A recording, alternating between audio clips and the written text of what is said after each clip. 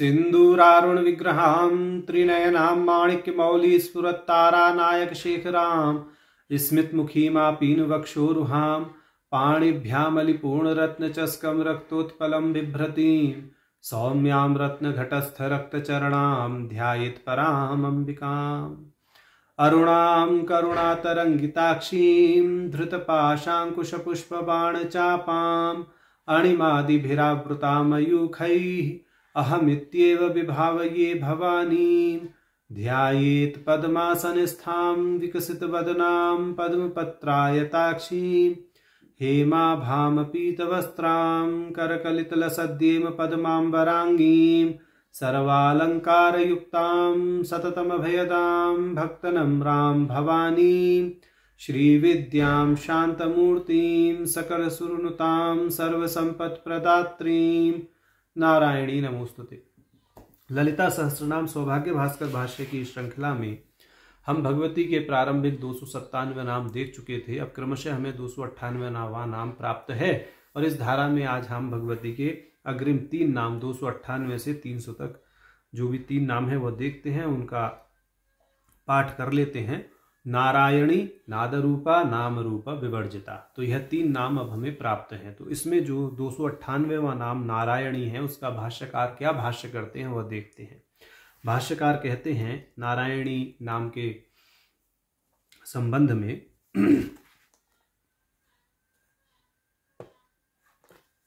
नरस्यापत्यमित्यर्थे नणादित्वात्फकी नारायणः शिवो विष्णुर्वा तस्य येयम नारायणी। माने जो नारायण शब्द है उसका अर्थ शिव और विष्णु दोनों ही होता है और शिव विष्णु से संबद्ध जो शक्ति है वह नारायणी कही गई है। अब यहाँ पर भाष्यकार क्या करेंगे कि नारायण पद की व्याख्यान पर बल देंगे। तो नारायण पद का व्याख्यान करते हुए भाष्यकार कह रहे हैं नारायण पद निरुक्ति ही तावत मनुस्मृतौ कि मनुस्मृति में नारायण पद की जो निरुक्ति है वह इस प्रकार की गई है। कैसे? आपो नारा इति प्रोक्ता आपो वै नरसूनवः अयनम तस्यता यस्मात् ते नारायणः स्मृतः। ये जो जल है उसको नारा कहते हैं। आपो नारा इति प्रोक्ता आपो वै नरसूनवः। और यह जो जल है यह ब्रह्म से उत्पन्न हुआ है, आदि पुरुष ब्रह्म से यानी नर से उत्पन्न हुआ है। और यह जो जल है यह उसका प्रथम अयन है। अयनम तस्य तायस्मात्। तो यह जो जल है उस आदि पुरुष का अयन है, प्रथम स्थान है। इसलिए उस परम पुरुष को तेन नारायण स्मृतः नारायण कहा जाता है या नारायण कहते हैं। अब ब्रह्म वैवर्त पुराण के अनुसार वह नारायण पद का व्याख्यान करते हैं, बताते हैं कि नारायण पद का क्या अर्थ है। नराणाम अयनम यस्मात् तस्मात् नारायण स्मृतः इति। क्योंकि उस परम पुरुष का निवास मानवों के मध्य है इसलिए उन्हें नारायण कहते हैं। नराणाम अयनम यस्मात् तस्मात् नारायण स्मृतः, ऐसा कह दिया। यहाँ नार शब्द जो है वो जीव परक है। अब उसी बात को आगे स्पष्ट कहते हैं अत्र नार शब्दो जीव परः। जो नार शब्द है वह जीव परक है। अब दूसरी दृष्टि से कहते हैं नृनये इति धातुम अभिप्रेत्य नयतीति नरः प्रोक्ता परमात्मा सनातनः इति देवी भागवतात। तो देवी भागवत का वचन है कि जो नृनय धातु है, नय माने नेतृत्व करना, इस आधार पर कह रहे हैं कि नृ नेतृत्व के अर्थ में कहा गया है सनातन परमात्मा सबका नेतृत्व करते हैं इसीलिए वह नारायण कहलाते हैं। नयतीति यानी नेतृत्व करते हैं नरः नारायण प्रोक्तः, इसीलिए ऐसा कह रहे हैं। जो परमात्मा सनातन है वह सबका नेतृत्व करने के कारण, समस्त सृष्टि का नेतृत्व करने के कारण, समस्त जीवों का नेतृत्व करने के कारण, देश काल वस्तु आदि का भी वही नेतृत्व करते हैं, वही उसके अधिष्ठान है। इस दृष्टि से वह नारायण कहलाते हैं। एक व्यापक अर्थ दे दिया। अब कहते हैं नरस्यम इमे नारा इति व्युत्पत्ति संभवात, कि नर से उत्पन्न होने वाले सभी पदार्थ नारा कहलाते हैं। इस दृष्टि से यह व्युत्पत्ति संभव है। तो महाभारत का वचन देकर के वह इस बात को कह रहे हैं, महाभारत हेतु, कि महाभारत में कहा गया है नरात जातानि तत्वानि नाराणीति विदुर्बुधाः तान्येव चायनम तस्य तेन नारायणः स्मृतः। कि नर से उत्पन्न होने वाले सभी तत्व नारा कहलाते हैं। नरात जातानि तत्वानि नाराणीति विदुर्बुधा, ऐसा विद्वान कहते हैं कि नर से उत्पन्न होने वाले सभी पदार्थ नारा कहलाते हैं। तो वही उन्होंने कह दिया नरस्यम इमे नारा इति व्युत्पत्ति संभवा। अब हम जो नारा पद है, चूंकि नर से उत्पन्न होने वाले सभी पदार्थों के लिए प्रयुक्त हो सकता है, अब उस दृष्टि से कह रहे हैं कि समस्त पदार्थ नर से ही उत्पन्न हुए हैं, सारे तत्व उस नर से, परम पुरुष से ही उत्पन्न हुए हैं, इसीलिए सारे पदार्थ सब क्या है, नारा है। नारा तन्येव चायनम तस्य, और यह जो परमात्मा है, यह परमात्मा इन सभी पदार्थों में अनुस्यूत होने के कारण नारायण कहलाता है।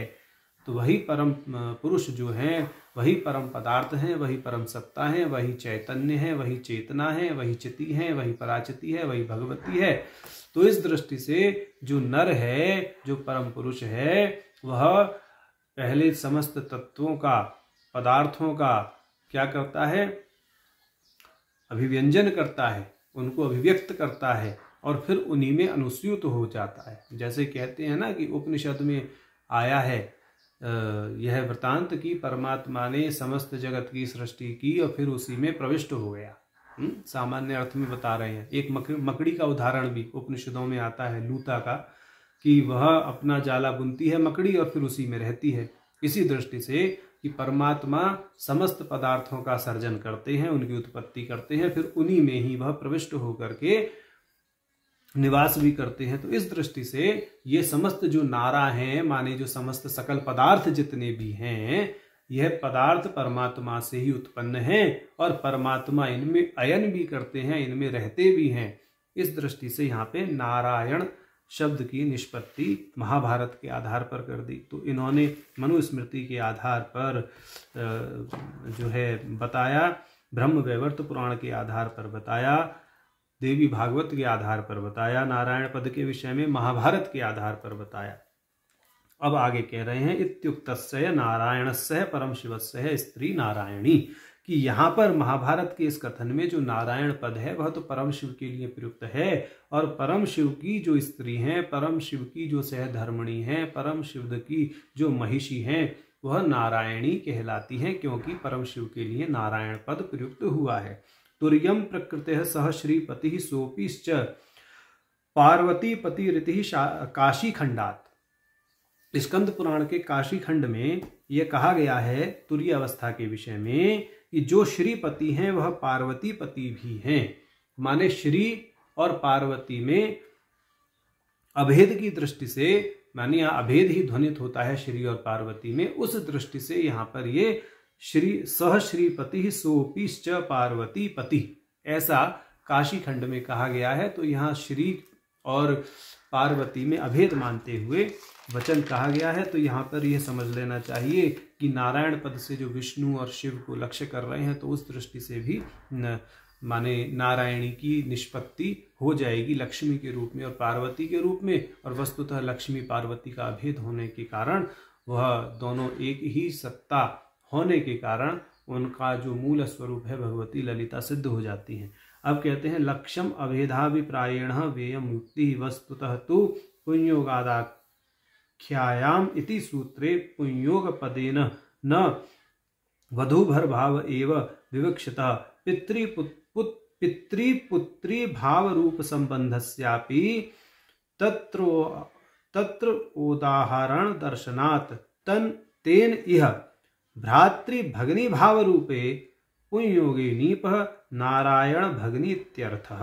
ये व्याकरण की दृष्टि से कह रहे हैं कि भाई पुंयोगादाख्यायाम, इस सूत्र में जो पुंयोग पद है उससे केवल वर वधू भाव को ही नहीं समझना चाहिए, माने उससे केवल वर वधु भाव ही विवक्षित नहीं होता, अपितु पितृपुत्री भाव रूप संबंध से आपी, यानी पिता और पुत्री का जो भाव रूप संबंध है उसका भी यहाँ उदाहरण संभव हो सकता है। इसी दृष्टि से यहाँ पर भाई और बहन का उदाहरण भी संभव हो सकता है, यानी भाव रूप में पुम योग में नीप प्रत्यय करके, यानी नारायण में नीप प्रत्यय करके, तो नारायण की भगिनी माने भगवान नारायण की बहन, जैसे पद्म नाम सहोदरी नाम 280वां आया था ना, उस दृष्टि से कह रहे हैं। तो नारायण की बहन यानी भगिनी, ऐसा अर्थ भी यहां लिया जा सकता है, क्योंकि ऐसा कथन भी है। क्या कथन है? नारायणी सहचराय नमः शिवाय, इस दृष्टि से कह रहे हैं। तो यत्रे शिवाय तु अत्रैवम एव व्याचक्षते, कि नारायणी सहचराय नमः शिवाय, शिव की आराधना नारायणी के पति की आराधना है, ऐसा कह रहे हैं। तो नारायणी के पति कौन है? भगवान शिव हैं। और नारायणी कौन है? भगवान नारायण की बहन। इस दृष्टि से भी उन्होंने, भास्कर राय जी ने भाष्य को बता दिया है। ठीक, अब कहते हैं नारायणस्य गौर्यः सह भेदादपि नारायणी, कि जो परम शिववाचक नारायण पद है, उस नारायण का माने परम शिववाचक जो नारायण हैं उनका गौरी के साथ अभेद होने के कारण भी जो भगवती हैं वह नारायणी कही गई हैं। माने विष्णु की बहन के रूप में, यानी यदि नारायण पद विष्णु के लिए प्रयुक्त करते हैं तो उनकी बहन के रूप में उन्होंने यहाँ पर वो सूत्र दिया पुम योगादाख्यायाम, इससे भाई बहन का संबंध मान करके नारायणी पद ले लो। ठीक, और अगर परम शिव मान रहे हैं, नारायण शब्द से शिव अर्थ निकाल रहे हैं, तो वरवधु भाव संबंध से पति और पत्नी का भाव लेकर के नारायणी पद ले लो। तो इस दृष्टि से उन्होंने भाव संबंध के आधार पर भी यह निश्चित कर दिया है, ताकि वैसे तो नारायण और माने शिव और विष्णु में भी अभेद ही है एक दृष्टि से देखा जाए तो। तो अब ये आगे कह रहे हैं, गौरी के विषय में बोल दिया कि नारायण की जो सहधर्मिणी गौरी हैं वह भी नारायणी कहलाती हैं, ऐसा समझना चाहिए। अब कहते हैं तदुक्तम कूर्म पुराणे गुणी शिवेन, कि कूर्म पुराण में जो शिव हैं उनके द्वारा कहा गया है अहम नारायणो गौरी जगन माता सनातनी विवज्जय संस्थितो देवः स्वात्मानं परमेश्वरः न मे विदुः परम तत्त्वं देवाद्या महर्षयः एको अहम वेद विश्वात्मा भवानी विष्णुरेव च, कि मैं ही विष्णु हूँ, मैं ही भवानी हूँ, मेरी गहनता तो कोई महर्षि भी नहीं समझ सकता, मैं ही नारायणी हूँ, गौरी जगन माता है। इस तरह की बात भगवान शिव ने कूर्म पुराण में कही है। क्या कही है? कि अहम नारायणो गौरी जगन माता सनातनी, मैं जो है साक्षात नारायण स्वरूप हूँ और मेरा दूसरा स्वरूप ये जगन माता गौरी हैं। विवज्जय संस्थितो देवः स्वात्मनः परमेश्वरः, मेरा यथार्थ स्वरूप तो कोई नहीं जान सकता, मैं एक ही हूँ और मैंने ही अपने आप को विष्णु के रूप में और भवानी के रूप में अभिव्यक्त किया हुआ है। इस गहनता को तो विद्वान भी सरलता से नहीं जान सकते, ऐसा इन्होंने यहाँ पर कहा है। तो इसीलिए भगवान नारायण, विष्णु, शिव, भगवती, इन सब में एकत्व का भाव रख लीजिए, सीधा सीधा कार्य सिद्ध हो जाएगा। इनमें भेद बुद्धि रखने से तो कुछ सधने वाला है नहीं। तो भगवान स्वयं कह रहे हैं कि ज्ञानी लोग भी इस परम तत्व की गहनता को नहीं जान सकते, तो इसलिए इसमें बुद्धि ज़्यादा नहीं लगानी चाहिए। शास्त्र के वाक्य में विश्वास रखते हुए, श्रद्धा रखते हुए यह मान लेना चाहिए कि जो परम तत्व है वह एक ही है, और जो भिन्न भिन्न उसके स्वरूप हैं, चाहे वो स्त्री रूप में है चाहे पुरुष रूप में है, वह सब उसका लीला विलास मात्र है, ऐसा स्वीकार करके आराधना करिए नारायणी नाम की।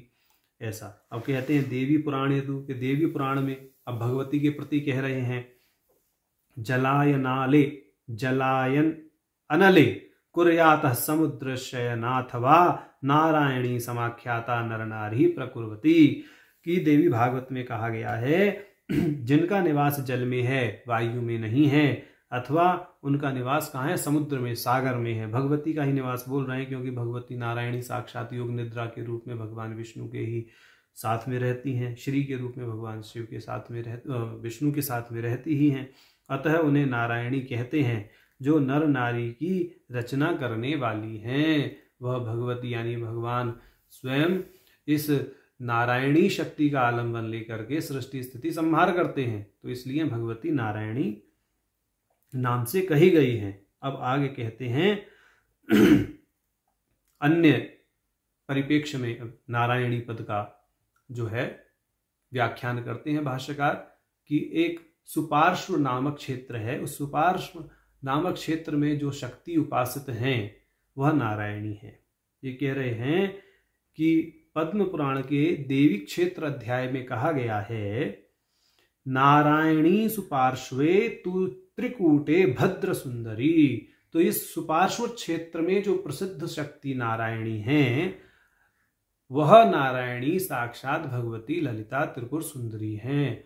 वह नारायणी ही यहाँ पर ललिता सहस्त्र नाम के अंतर्गत नारायणी नाम से विवक्षित हैं, ऐसा भी भाव यहाँ पर भाष्यकार जी कह रहे हैं। ठीक, अब जो है 298वें नाम का भाष्य ये पूर्ण हुआ। अब 299वां नाम हमें प्राप्त है नाद रूपा। बड़ा विशेष भाष्य यहाँ पर करते हैं भाष्यकार, नाद रूपा। तो यहाँ पर माया बीज को लक्ष्य करके कहेंगे। माया बीज की 12 कलाएं हैं, जैसा हमने विज्ञान भैरव के भाष्य में भी विस्तार पूर्वक बताया था। माया बीज की 12 कलाएं हैं, हकार, रेफ, तुर्य स्वरीकार, बिंदु, फिर बिंदु के ऊपर आएंगे आपके अर्धचंद्र, रोधनी, नाद, नादांत, शक्ति, व्यापिका, समना और उन्मना। ये कुल मिलाकर के 12 कलाएं होती हैं। तो यहाँ हकार, रेफ, ईकार और बिंदु, इन चारों को माने चौथा तो बिंदु ही हो गया। तो अब जो भाष्यकार जी नाद रूपा जो पद है उसका भाष्य इस बिंदु से ऊपर की जो 8 कलाएं हैं उसपे जो नाद परिगणित है उसको लक्ष्य करके करेंगे। तो नाद रूपा जो नाम है वहां कहते हैं नाद ही स्वरूप है जिनका। अब आगे जो भाष्य में बोलेंगे कि इस नाद पर जो बैठी हैं उसको बोलकर उसको इस तरह से संतुष्ट करके भाष्य करने जा रहे हैं। माने यहाँ पर जो लक्ष्य किया जाएगा वह कुंडलिनी को लक्ष्य किया जाएगा नाद के रूप में। मतलब नाद पर प्रतिष्ठित जो शक्ति हैं कुंडलिनी उसको लक्ष्य करके भाष्य करेंगे। सावधान होकर के सुनने की आवश्यकता है। कहते हैं ह्रींकारादिषु बिंदोरूपरी अर्धचंद्र रोधनी नाद नादांत शक्ति व्यापिका समनोन्मनाख्याः सूक्ष्म सूक्ष्मतर सूक्ष्मतम रूपा अष्टौ वर्णा वर्तन्ते तेषु तृतीयो वर्णो नाद इत्युच्यते। जैसा अभी हमने बताया कि विज्ञान भैरव में जो हमने व्याख्यान किया वहां ह्रीम की 12 कलाएं बताई, उसमें से प्रारंभिक 4 कला तो यही हो गई, हकार, रेफ, तुरीय स्वर और बिंदु।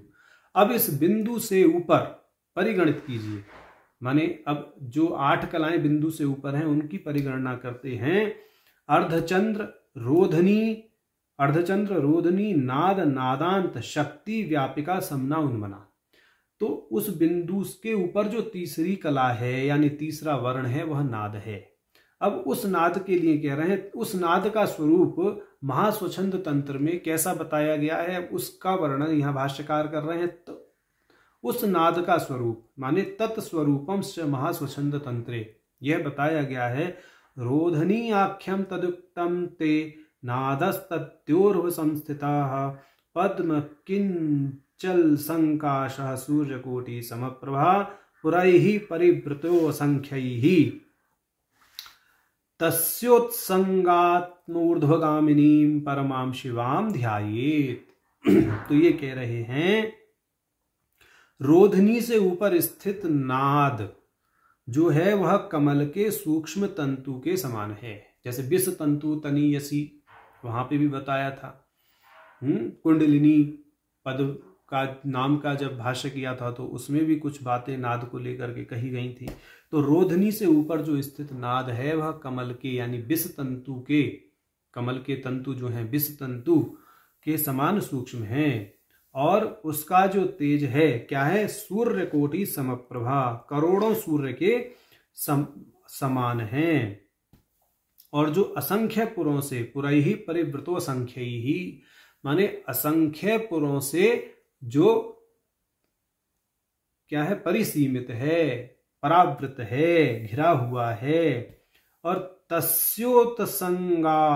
तस्योतसंगताम ऊर्ध्वम गामनीम परमाम शिवाम, और उसके ऊपर बैठी हुई है, माने उस नाद के ऊपर विराजमान है ऊर्ध्वगामिनी पराशिवा, उस पर आसीन है। और उनका इस प्रकार का ध्यान करना चाहिए, माने उस नाद के ऊपर भगवती पराशिवा बैठी हैं। और वह नाद कहाँ पर है? जो रोधनी है, रोधनी माने 12 कलाओं में हकार, रेफ, ईकार, बिंदु, इस क्रम में जो 12 कलाओं में जो कला है, वस्तुतः जो नाद है वो 7वीं कला है। कलाओं में जो 7वीं कला है, उस 7वीं कला पर जो स्थित शक्ति है उसका नाम है ललिता त्रिपुर सुंदरी, और वह नाद रूपा है। यहां नाद पर बैठी हुई हैं, ऐसा अर्थ निकलता है नाद रूपा का।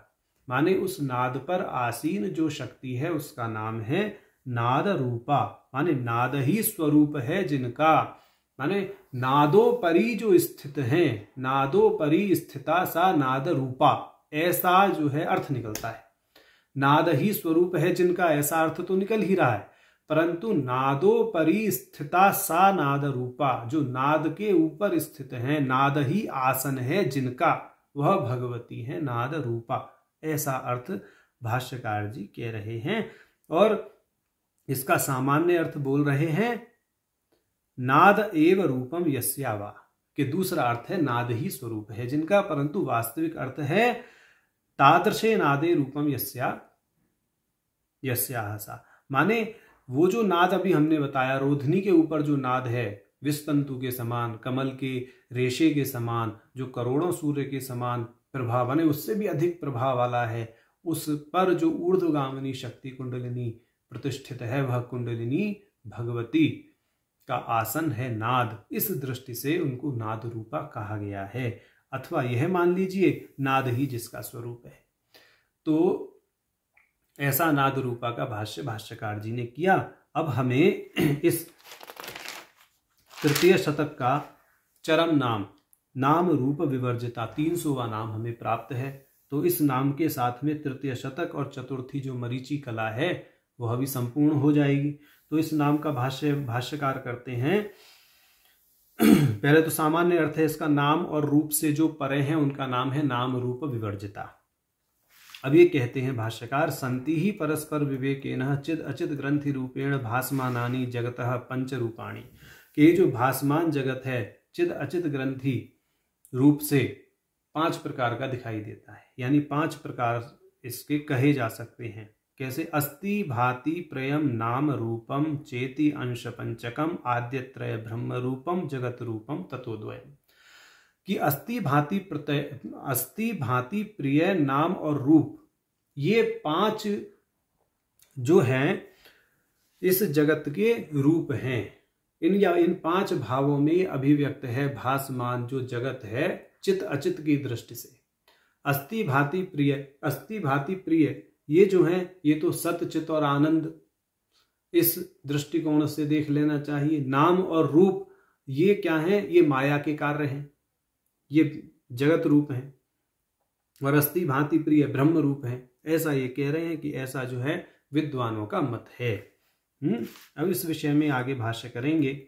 इति अभियुक्त ही विवेचितानि तत्र जगत रूपयोः नाम रूपयोः मिथ्यात्वात् ताभ्याम विवर्जिता, कि ये जो नाम रूप बताए गए इन 5 में, जो जगत रूप नाम रूप हैं, ये मिथ्या हैं।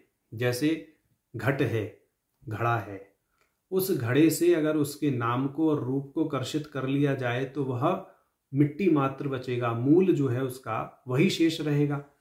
इसी तरह से कह रहे हैं कि इस जगत से यदि नाम और रूप का कर्षण कर लिया जाए तो एकमात्र सच्चिदानंद सत्ता ब्रह्म ही अवशिष्ट रहेगी। तो जो भगवती हैं वह इन नाम रूप से परे हैं। यह नाम रूप जो हैं, यह नाम रूप मिथ्या हैं। तो भगवती कोई मिथ्या तत्व नहीं है, वह तो परम चैतन्य है, वह तो परम चेतना है, वह तो परासंवित है, यानी ब्रह्म की अचिंत्य शक्ति है, तो वह मिथ्या कैसे हो सकती है। तो जो नाम और रूप मिथ्या पदार्थ हैं, जगत रूप हैं, वह वास्तव में भगवती का स्वरूप नहीं है। भगवती का तो वास्तविक स्वरूप अचिंत्य है, ऐसा ये कह रहे हैं। तो वहां नाम और रूप व्यापेगा ही नहीं। अचिंत्य शक्ति के लिए नाम का व्यवहार हो ही नहीं सकता, रूप का व्यवहार हो ही नहीं सकता। तो उस दृष्टि से कह रहे हैं। अब ये कहते हैं कि भगवती के इस नाम का विवेचन छांदोग्य उपनिषद की श्रुति के आधार पर भी करते हैं। आमनंतिश्च छांदोगाः आकाशो हवै नाम नाम रूपयोर निर्वहिता ते यदंतराः तद ब्रह्म इति। जो छांदोग्य उपनिषद की श्रुति है। चित् शक्ति रूप आकाश एवं नाम रूपयोः निर्वाहकः तद उभयं विना यद अधिष्ठान मात्रम अवशिष्यते तदैव ब्रह्मेति तदर्थः। ये कह रहे हैं, श्रुति का भाव भास्कर राय जी इस प्रकार स्पष्ट कर रहे हैं। जो चित् शक्ति रूप आकाश है वह ही नाम रूप का निर्वाहक है। इन दोनों माने नाम रूप के बिना जो अधिष्ठान मात्र अवशिष्ट रह जाता है वह ही ब्रह्म है। माने जैसे अभी घड़े का उदाहरण दिया, घड़े से आप उसके नाम को और रूप को कर्षित कर लीजिए तो एकमात्र मिट्टी अवशिष्ट बचेगी। तो इसी प्रकार से वह कह रहे हैं कि नाम और रूप जो हैं इनका निर्वाहक तो अचिंत शक्ति है, चित शक्ति रूप आकाश है। जो चित शक्ति है वह चित शक्ति ही नाम और रूप का निर्वहन करती है। अगर इन नाम रूप को कर्षित कर लिया जाए, इन नाम रूप को हटा दिया जाए, जो मिथ्या रूप नाम रूप हैं इनको हटा दिया जाए तो एकमात्र भगवती ही अवशिष्ट, चित शक्ति ही अवशिष्ट रहती है। इसीलिए उस चित शक्ति को नाम रूप विवर्जिता कहा गया है। यानी वह चित शक्ति, वह अचिंत शक्ति जहाँ पर नाम रूप की कोई दाल नहीं गल सकती, वह नाम रूप से परे है। नाम और रूप से व्यवहार के लिए उसे कहा जा रहा है, परंतु वह तो निर्गुण, निराकार, निष्कल, निष्प्रपंच शक्ति है। ऐसा समझना चाहिए। नाम रूप विवर्जिता नाम का ऐसा भाष्य भाष्यकार करते हैं। तो इसी के साथ हमारा जो है तृतीय शतक और चतुर्थी मरीचि कला भी पूर्ण हो जाती है। इति भास्कर रायेण कृते सौभाग्य भास्करे मरीचि आख्या कला तुर्या जाता नाम नाम शतत्रयात इति श्रीपद वाक्येत्यादि भास्कर रायोन्नीते ललिता सहस्रनाम भाष्ये तृतीय शतकम नाम चतुर्थी मरीचि कला। नारायण।